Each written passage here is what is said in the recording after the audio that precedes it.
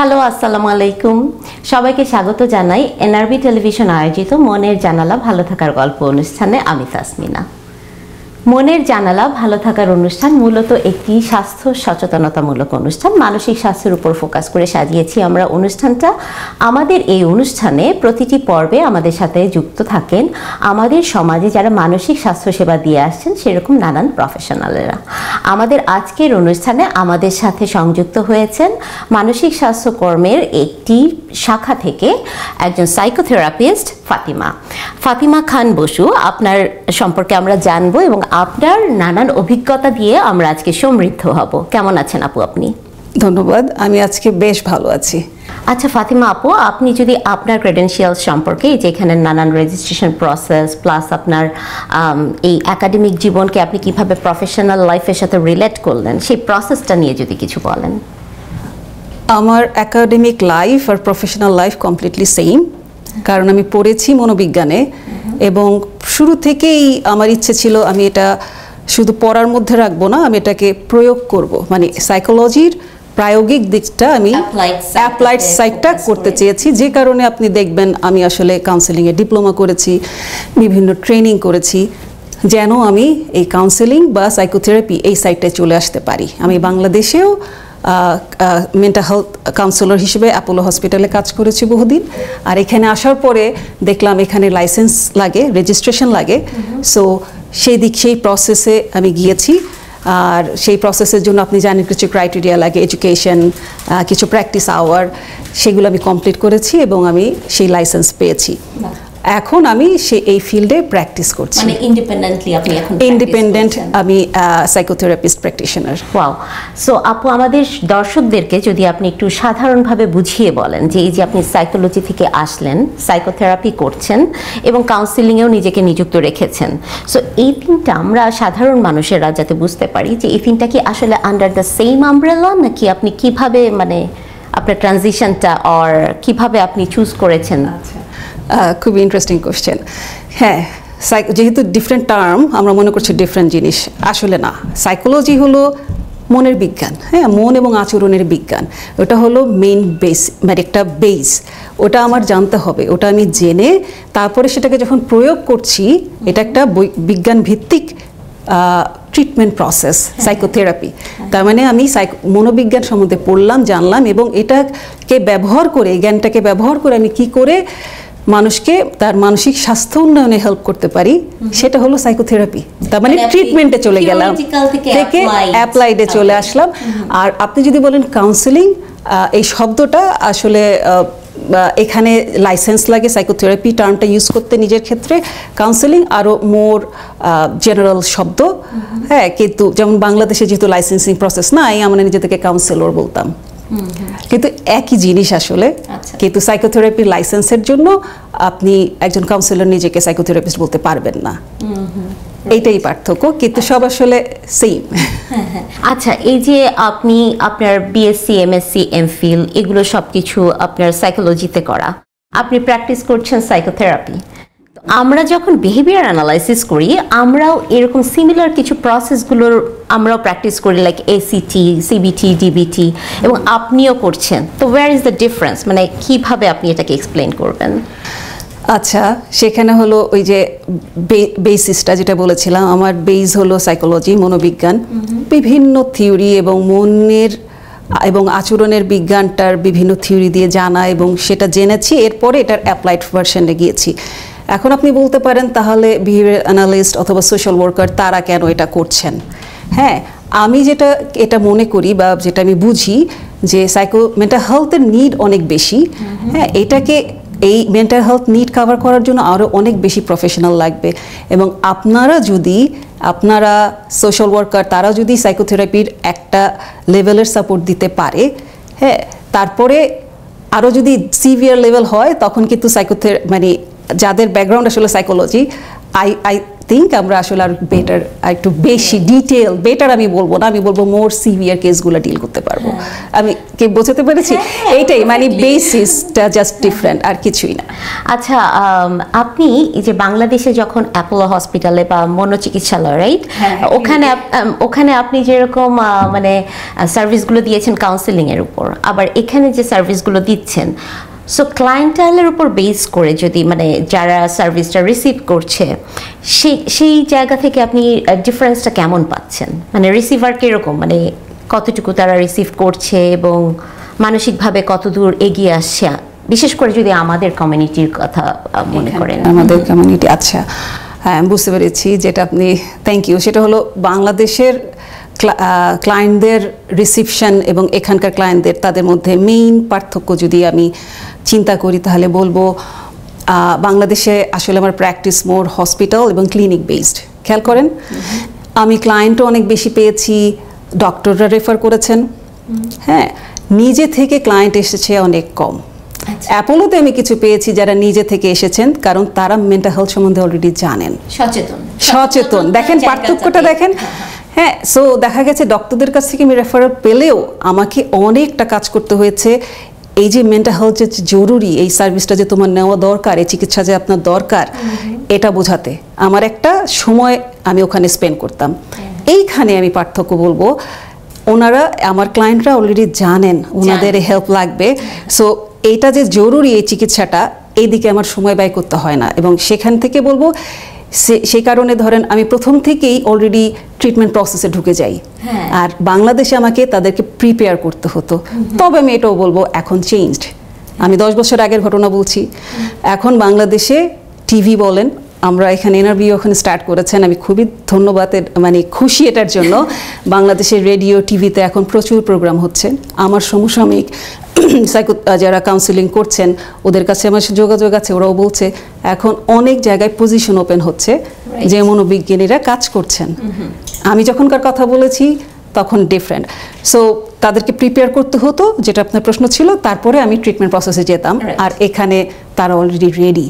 Plus আমার মনে হয় যে আমাদের যে ফ্যামিলি ফিজিশিয়ানসরা আছেন এখানে তারা রেকমেন্ড করছেন, যে কারণে ডোরটা আরো মোর ওয়াইডার, লাইক পিপল যাচ্ছে, মানে তারা জানছে যে হ্যাঁ আমার ফ্যামিলি ফিজিশিয়ান বলেছে আমার এই সার্ভিসটা নিতে হবে। হ্যাঁ, যেটা বাংলাদেশে মানুষকে কনভিন্স করতে হতো, তাদেরকে এডুকেট করতে হতো to get the service, right? অবশ্যই অবশ্যই। ইভেন বাংলাদেশে আমি আরেকটা ইন্টারেস্টিং এক্সপিরিয়েন্স বলি, অ্যাপোলো হসপিটালে সব কনসালটেন্টদের কাছে গিয়ে, আমাদেরকে সবাই না, অনেকের কাছে গিয়ে কনভিন্স না বলতে হতো, তাদেরকে এডুকেট করতে বলতে হতো যে আপনি আমাকে রেফার করতে পারেন, আমরা এই জায়গায় হেল্প করতে পারি। হ্যাঁ, তো আমি অনেক ভালো রেসপন্স পেয়েছি। আমি যতদিন কাজ করেছি সেখানে ডক্টররা রেফার করতেন। আচ্ছা ফাতিমা, যদি আমাদের কমিউনিটিতে আমরা ফোকাস করি এখন, মানে এই টরন্টো ধরেন আপনি, টরন্টোর বেসে, তো আমাদের কমিউনিটি ওয়াইজ আমরা মেন্টাল হেলথের কোন জায়গায় আছি বলে আপনার মনে হয়? মানে কতদূর সাউন্ড মনে হয় আপনার যে ওভারঅল আমাদের মেন্টাল হেলথটা? আচ্ছা, ইন্টারেস্টিং কোশ্চেন। কারণ আমি যদি আমার প্র্যাকটিসের দিক থেকে বলি, আমি 10% বাংলাদেশি কমিউনিটির client pi. Most of the আমার অন্য দেশ বলতে কেনেডিয়ান বা ডিফারেন্ট কান্ট্রি, অরিজিনটা ডিফারেন্ট। সো এটা মানে তো এটা না যে আমাদের দেশের মানুষের সমস্যা নাই। হ্যাঁ, সো ওভারঅল যদি বলেন, এখন এটা হলো প্র্যাকটিসের দিক থেকে, যে একজন সাইকোথেরাপিস্ট হিসেবে আমি দেখছি বাংলাদেশি ক্লায়েন্ট আমার কম, তাহলে বাংলাদেশে মনে হয় সমস্যা নাই বাংলাদেশের কমিউনিটির ভেতরে। তাহলে কি দাঁড়ালো, অ্যাজ একটা মানুষ হিসেবে আপনি আপনাকেই প্রশ্ন করেন না, আপনি নিশ্চয়ই 5টা ফ্যামিলিকে চিনেন, আপনি নিজেও একজন মানুষ, আমি নিজেও একজন মানুষ, আমাদের মধ্যে কি সমস্যা নাই? আছে, মনে করেন মানে স্টিগমাটাই এখানে অনেক অনেক বেশি, অনেক বেশি। সচেতনতা অনেক কম, আমি বলবো প্রচারও অনেক কম, তাদেরকে জানানো হচ্ছে না। আরেকটা ইন্টারেস্টিং জিনিস, আমরা জানিও না এটা একটা সমস্যা। এবং এই সমস্যার জন্য যে সমাধান করার কেউ আছে, সমাধান আমি বলবো না, মানে সাহায্য পাওয়ার কোনো জায়গা আছে, আমরা সেটাও জানি না। আচ্ছা, তাহলে এখানে আমরা দেখতে পাচ্ছি যে সমস্যা, মানুষ যেহেতু, মন যেহেতু, মানুষের সমস্যা সেখানে থাকতেই পারে, কিন্তু আমরা মানে ট্রিটমেন্টের জন্য ততটা ওপেন না, এবং স্টিগমাটা অনেক বেশি ওভার পাওয়ার করছে আমাদের, মানে উইলিংনেসটাকে আমরা চাচ্ছি না, বা চাইলেও আমরা সেখানে পৌঁছচ্ছি না নিজেদের সেবাটা নেবার জন্য। আচ্ছা, এই প্রতিকূলতাটা কাটাবার জন্য আমাদের কমিউনিটিকে আপনি কি মেসেজ দিতে চান অ্যাজ এ প্রফেশনাল? লাইক কিভাবে তারা এই স্টিগমাটাকে এক পাশে রেখে নিজেদের মেন্টাল ওয়েলবিইং এর জন্য তারা কিভাবে আমাদেরকে রিচ আউট করবে? হ্যাঁ, তো মানে কি কি টিপস আপনার পক্ষ থেকে থাকবে আমাদের কমিউনিটির ভিউয়ার্সদের জন্য, যাতে তারা হেজিটেশনটা কমিয়ে মানে নিজের ওয়েলবিইং এর দিকটাতে বেশি ফোকাস করেন? তাহলে এই প্রশ্নটার উত্তর দিতে হলে আসলে জানতে হবে তারা স্টিগমা বা কেন আসছেন না। স্টিগমা তো এক সমস্যাটাই অ্যাড্রেস করছি না যে আমার এটা সমস্যা হচ্ছে। হ্যাঁ, দ্বিতীয়ত হলো এই যে গোপনীয়তাটা, যেটা কনফিডেন্সিয়ালিটির ব্যাপার আমরা বলি, যে বিশ্বাস করতে পারছি না যে এটা কি গোপন থাকবে, বিশেষ করে যদি বাংলাদেশি কমিউনিটির কোনো থেরাপিস্টের কাছে যেতে চাই, ট্রাস্ট ইস্যুটা আসে। আমি সেই ক্ষেত্রে দর্শকদের বলতে চাই, আমরা এখানে যেহেতু রেজিস্টার্ড, এটার কিন্তু একটা মানে আছে, মানে হলো আমরা বাউন্ড বাই দ্য ল। আমরা আইন অনুযায়ী, আমাকে যদি আমার রেজিস্ট্রেশন কন্টিনিউ রাখতে হয়, আপনি আমার সাথে যে কথা শেয়ার করবেন, আইন অনুযায়ী আমরা সে কথা কাউকে ডিসক্লোজ করতে পারি না। যদি করি, আপনি কিন্তু আমার রেজিস্ট্রেশন বোর্ডকে কমপ্লেন করে দিতে পারেন এবং আমার রেজিস্ট্রেশন ওরা ক্যান্সেল করে দিতে পারেন। সো আপনি অবশ্যই বিশ্বাস করবেন, আমি আমার লাইসেন্সকে, রেজিস্ট্রেশনকে খুবই ভালোবাসি, আমি সেটা কখনোই হতে দিব না। আর আপনার গোপন কথা আমি অন্যকে বলে আপনারও ক্ষতি করব না। এটা শুধু লাইসেন্সের ব্যাপার না, লাইসেন্স ছাড়াও মানে এখানে প্রফেশনালিজম হিসেবে, হ্যাঁ, আমরা যখন কাজ করি আমরা কিছু এথিক্স মেনটেন করি। যেমন আমরা আমাদের ক্লায়েন্টদেরকে কিন্তু কনসেন্ট নেই, হ্যাঁ, যখন লাগে অ্যাসেন্টের ব্যবস্থা করি, অ্যান্ড দেন আমরা তাদেরকে জানাই যে how to terminate the service. মানে কেউ যদি, আপনি চাইলেন, you are not stuck there forever, like আপনি টার্মিনেট করতে পারেন আপনার সার্ভিস। ইভেন কি আপনি যদি আমার সার্ভিসে স্যাটিসফাই না হন, দেন ওয়্যার টু গো, আমরা সেটাও বলে দিই যে wire to go for complaining or cancellation, right, any kind of thing. So আমার মনে হয় যে এখন সময় এসেছে সবাইকে এগিয়ে আসবার, ট্রিটমেন্ট নেওয়ার, নিজেকে ভালো রাখবার। এক্স্যাক্টলি, সেই মেসেজটাই দিতে চাই। আপনি আসলে আমার প্রফেশনালদের বিশ্বাস করতে পারেন। হ্যাঁ, ওই যে ল বাউন্ড এটাও বলছি না, আমরা এথিক্যালি আমরা ট্রেইনড, আর এই সম্পর্কগুলো মেনটেন করতে। সো আপনারা এগিয়ে আসুন, অ্যাটলিস্ট কোনো বন্ধু বান্ধবের সাথে কথা বলুন, আপনার ফ্যামিলি ডক্টরের সাথে কথা বলুন, আপনারা সাহায্য নিন। এবং আমি বলবো আপনারা না, আমি বলি আসুন, আমরাও নেই। এবং আমি একজন সাইকোথেরাপিস্ট, আমি কিন্তু সাহায্য নেই, আমি কিন্তু মানুষের ঊর্ধ্বে না, আমরা মানুষ, মানে মনের সমস্যা থাকতেই পারে। দেখি যে একজন যিনি ফিজিশিয়ান, তিনিও তো নিজে ট্রিটমেন্ট করছেন, ট্রিটমেন্টের জন্য যাচ্ছেন। একজন ফিজিশিয়ান যে কখনো অসুস্থ হবেন না তার কোনো গ্যারান্টি নেই। একজন ফিজিশিয়ান, একজন ক্যান্সার স্পেশালিস্ট, তারও কিন্তু ক্যান্সার হচ্ছে এবং তিনিও সেই ট্রিটমেন্ট নিচ্ছেন। সিমিলারলি আমরা মেন্টাল হেলথ নিয়ে কাজ করছি, কিন্তু আমাদেরও মেন্টাল হেলথের প্রবলেম হতে পারে, আমরাও দেন রিচ আউট করি আমাদের নিজেদের ট্রিটমেন্টের জন্য। So everybody who ওনস a body and mind, they need to take care of it, right? Exactly. So হ্যাঁ, আমি সেই মেসেজটাই দিতে চাই যে আপনারা অ্যাটলিস্ট বন্ধু বান্ধবের সাথে কথা বলেন এবং তাদের বা জানার চেষ্টা করেন, ফ্যামিলি ফিজিশিয়ানের সাথে কথা বলেন। আর যদি কাউকে জানেন আপনার কমিউনিটির সাইকোথেরাপি প্র্যাকটিস করেন, তাদের কাছে যান। একটু নিজের প্রতি সদয় হন, এটা বলবো, বি কাইন্ড টু ইয়োরসেলফ। একটু নিজের প্রতি সদয় হন, নিজের অনুভূতিগুলোর প্রতি শ্রদ্ধাশীল হন, নিজেকে সাহায্য করার জন্য এগিয়ে আসুন। আপনি না এগিয়ে আসলে কেউ আসবে না, আপনাকে এগিয়ে আসতে হবে। আর সেটার জন্য আলাপ করে আমরা কোনো প্রফেশনালের কাছেও যেতে পারি। এটাই আমি বলতে চাই। আচ্ছা, আপনার কাছে একটা প্রশ্ন, সেটা হচ্ছে যে মনে করেন আপনি তো বিভিন্ন এজ গ্রুপ অ্যান্ড দেন বিভিন্ন ডায়াগনোসিসের মানুষের সাথে কাজ করেছেন, এই যে যেমন ধরেন টিনেজার্স, অ্যাডাল্টস, সিনিয়র্স, LGBTQ2, হ্যাঁ, তো এই বা বিভিন্ন কাপল সার্ভিস দেন আপনারা, তাই না?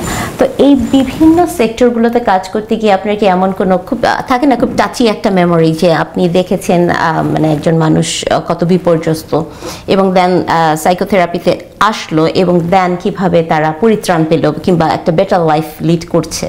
তো এরকম কোনো একটা মেমোরি যদি আপনি আমাদের দর্শকদের সাথে শেয়ার করেন, ডেফিনেটলি আপনি কনফিডেন্সিয়ালিটি মেনটেন করেই বলবেন। আমি বুঝতে পেরেছি আপনি একটা কেস সম্বন্ধে একটা জীবন জানতে চাচ্ছেন।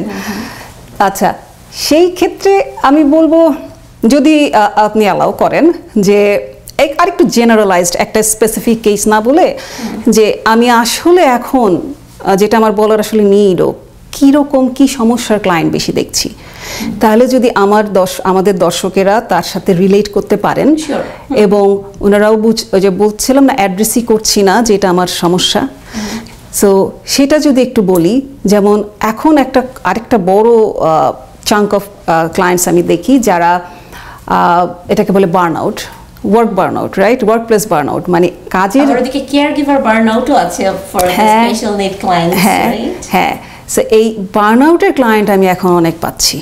হ্যাঁ, এটা একটা কারণ হতে পারে যে মানে অফিস থেকে তাদের হেলথ বেনিফিট আছে, তারা আমার কাছ থেকে সার্ভিস নিচ্ছেন, হ্যাঁ, দে আর কাভার্ড, টাকা নিয়ে চিন্তা করতে হবে না।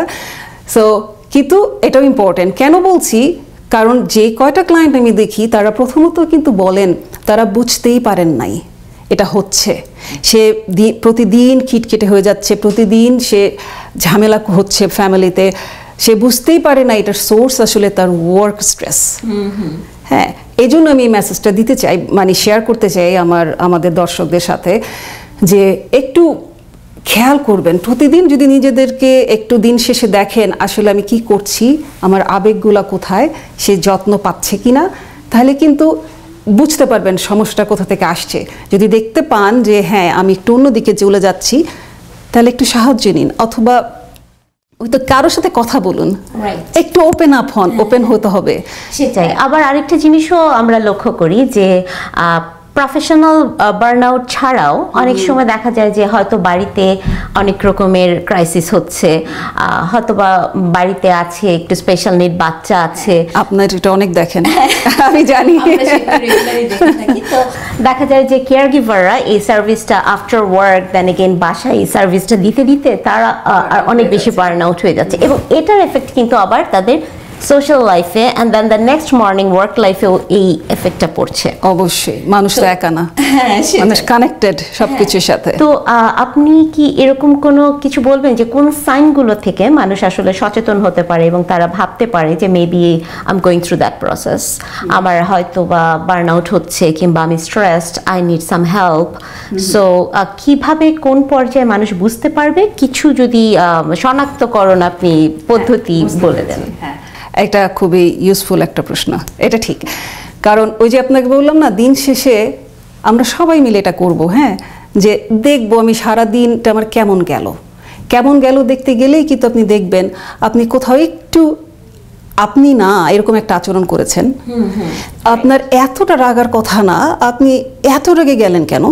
হ্যাঁ, এই যে ইমোশন, আবেগ, হ্যাঁ দেখেন আমি আমার জায়গাগুলোই বলছি, ইমোশন মানে হলো অনুভূতি, মানে আবেগ আর কি, আবেগ, ব্যবহার, আচরণ, হ্যাঁ, এবং চিন্তা, এই তিনটা জায়গায় দেখবেন আপনি যেরকম আপনার বেসলাইন আপনি সেরকম আচরণ করতে পারছেন না, আপনি অন্যরকম কিছু করছেন, হয় খুব রেগে যাচ্ছেন অথবা কিছুতেই একটু পরপর কাঁদছেন, একটু পরপর কেঁদে ফেলতেছেন, সিম্পল। এটা ট্র্যাক করার জন্য সেটা কিভাবে আপনি এডুকেট করবেন, মানে আমাদের ম্যাস পিপলকে আপনি যদি লেমন ল্যাঙ্গুয়েজে বলেন, তো আমাদের কি আসলে সেলফ রিফ্লেকশনের দিকে আর একটু বেশি মনোযোগী হওয়া দরকার, মানে আমরা কখন বুঝবো, মানে কিভাবে আমাদের, যেমন আমরা মানে এই আমরা যখন বিহেভিয়ার প্র্যাকটিস করি, বিহেভিয়ার অ্যানালাইসিস করি, আমরা কিন্তু মানে পুরোটাই ডাটা ড্রিভেন। আমরা মানে প্রথমেই বলি যে সেলফ মনিটরিং স্কেল।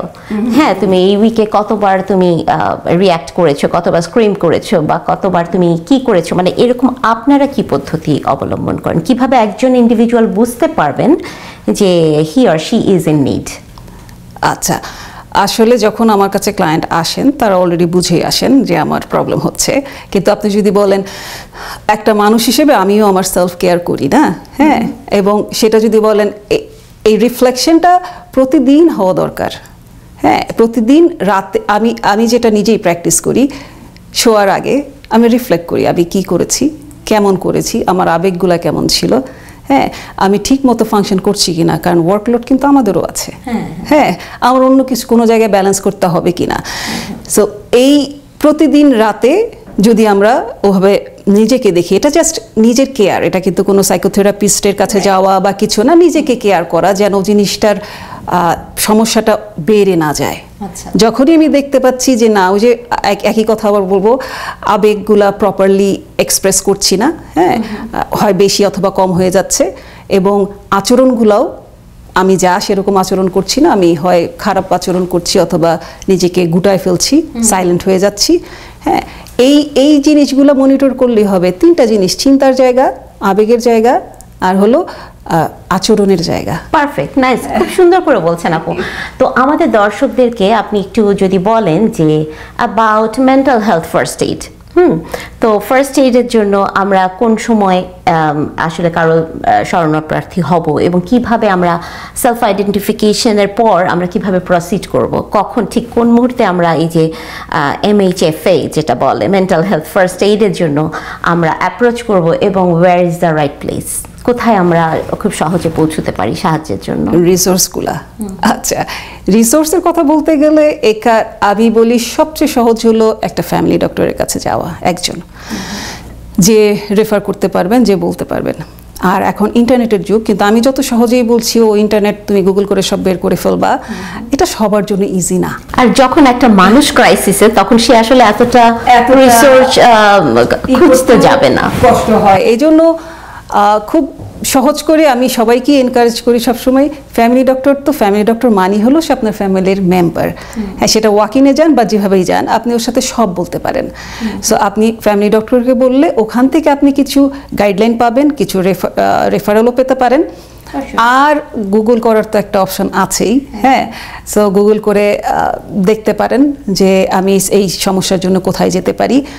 আর বাংলাদেশের কমিউনিটি বেসড বেশ কিছু কিন্তু কাজ চলছে, আমি আসলে নামটা ভুলে গেছি, আমি যতটুকু জানি মুস্তফা ভাই তাদের একটা, আমাদের সমাজে কিন্তু আমাদের কমিউনিটির মধ্যে অনেকেই আছেন, নেসার ভাইরা সাহায্য করছেন, জাকারিয়া ভাইরা, ওনাদের হোপ, হ্যাঁ, অর্গানাইজেশনটার নাম, হ্যাঁ, তাই না, ওরাও অনেক ভালো কাজ করছে। হ্যাঁ, সেটাই, ওনারা কিন্তু হেল্প দিয়ে যাচ্ছেন, কনফিডেন্সিয়ালিটি মেনটেন করে তারা কিন্তু ফ্রি সার্ভিস দিয়ে যাচ্ছেন। আচ্ছা, এবার আমরা প্রায় অনুষ্ঠানের শেষ দিকে চলে এসেছি। তো আপু, আপনি যদি একটু বলেন আমাদের দর্শকদের যে aside from like these professional services, family doctor বা other resources কাছে যাওয়া ছাড়াও, মানে আমাদের প্রতিটি মানুষের কিছু দায়িত্ব আছে সামাজিক জীব হিসেবে। মানে আমরা মানে সবসময় ইটস নট নেসেসারি যে ক্রাইসিসের মধ্যে যাচ্ছে তাকেই অ্যাডভান্স হতে হবে, তাই না? আমরা তো, আমি দেখতে পারি আমার নেইবারকে, আমি দেখতে পারি আমার একজন ফ্যামিলি মেম্বারকে, আমি দেখতে পারি আমার একজন ফ্রেন্ডকে যে একটু ক্রাইসিসের দিকে যাচ্ছে, আমরা কি করে মানে এগিয়ে যাব হেল্প করতে এবং তাদেরকে গাইড করব। এটা কি করে এগিয়ে যাব? হ্যাঁ, এটা আমরা অনেক সময় ইন্ডিভিজুয়ালিস্টিক সোসাইটি, তো আমরা অনেক সময় মনে করি না দরকার নাই। হ্যাঁ, কিন্তু আপনি খুব মহৎ হৃদয় থেকে কথাটা বলেছেন। হ্যাঁ, আমি জানি যে রিসিভটা অত পজিটিভ হয় না, সবাই সবসময় সম্পর্ক নষ্ট হয়ে যেতে পারে, অনেক কিছু ভাবেন, কিন্তু আমার মনে হয় একজন মানে সমাজের মানে বাংলাদেশি কমিউনিটির মেম্বার হিসেবে আমাদের বলা দরকার। হ্যাঁ, বলা দরকার, সে কষ্ট পাক, তার সাথে সম্পর্ক যেটাই হোক, কিন্তু আপনি তাকে, আপনার ইন্টেনশন তো ভালো, আপনি তাকে উপকার করতে চেয়েছেন, আপনি সেই মেসেজটা ওনাকে দেন। সেই মেসেজ দেওয়ার ওয়ে সেটা আসলে ডিফারেন্ট সিচুয়েশনে ডিফারেন্ট হয়, সেটা আসলে আমরা ক্রিটিক্যাল বিষয় যে অনেকেই বলে মাইন্ড ইউর ওয়ে, মানে অনেকেই জিনিসটাকে নেয় না, পজিটিভলি নেয় না যখন আমরা অন্যকে সাজেস্ট করতে চাই, কিন্তু আলটিমেটলি এটা কিন্তু আরো অনেক বড় একটা ধ্বংস থেকে একটা মানুষকে বাঁচাতে পারে, তাই না?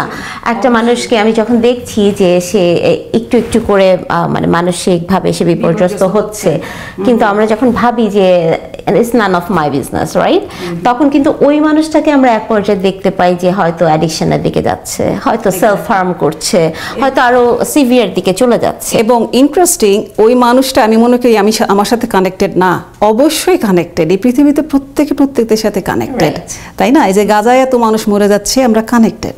হ্যাঁ, ওই মানুষটা যখন ড্রাগ অ্যাডিকশনে যাচ্ছে, সে যখন গভর্নমেন্টের সাপোর্ট নিচ্ছে, সে দেখে আমরা ইম্প্যাক্টেড। হ্যাঁ, আমরা ট্যাক্স দিচ্ছি, সো আমরা মনে করি আমার কিছু না, আসলে আমার কিছু। সো আমি যদি তাকে সাহায্য করতে এগিয়ে যাই, এবং সেটা যাওয়াটা মহৎ হৃদয়ের লক্ষণ, এবং সেটাই করা উচিত। ফাতিমা, আমরা অনুষ্ঠানের প্রায় শেষ প্রান্তে চলে এসেছি, তো আপনি যদি শেষ মুহূর্তে যাবার আগে আমাদের দর্শকদের জন্য কিছু বলতে চান। অবশ্যই দর্শকদের জন্য কিছু বলতে চাই।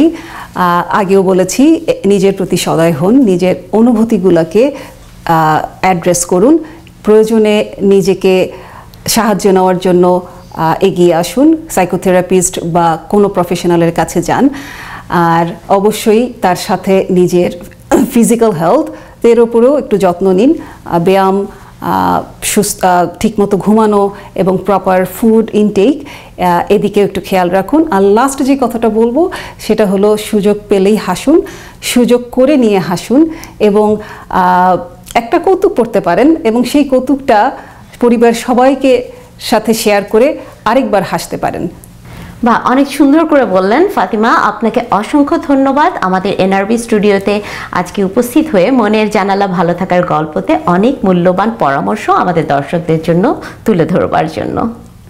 ধন্যবাদ আপনাকেও এবং এনআরবি টিভিকে, কারণ আমি আগেও বলেছি বাংলাদেশে অনেক অনুষ্ঠান হয়, এনআরবির এই প্রথম উদ্যোগকে আমি অনেক হৃদয়ের অন্তঃস্থল থেকে শ্রদ্ধা এবং কৃতজ্ঞতা জানাচ্ছি।